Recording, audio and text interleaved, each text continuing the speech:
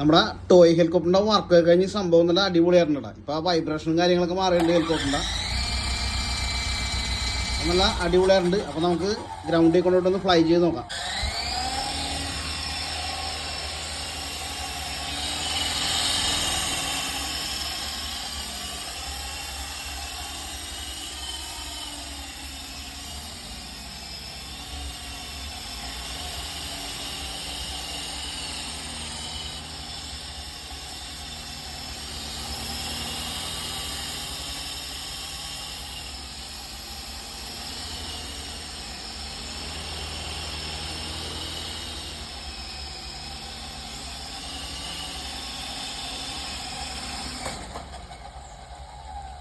ഈ ഒരു ഹെലികോപ്റ്ററിന്റെ flying test നമ്മൾ നടത്തിയിട്ട ഒരു രക്ഷയല്ല, കിഡിലെ ഫ്ലൈയിങ് ടെസ്റ്റ് ആണ് നമ്മൾ നടത്തിയത്. സംഭവം നല്ല അടിപൊളി, ഒന്നും പറയാനില്ല.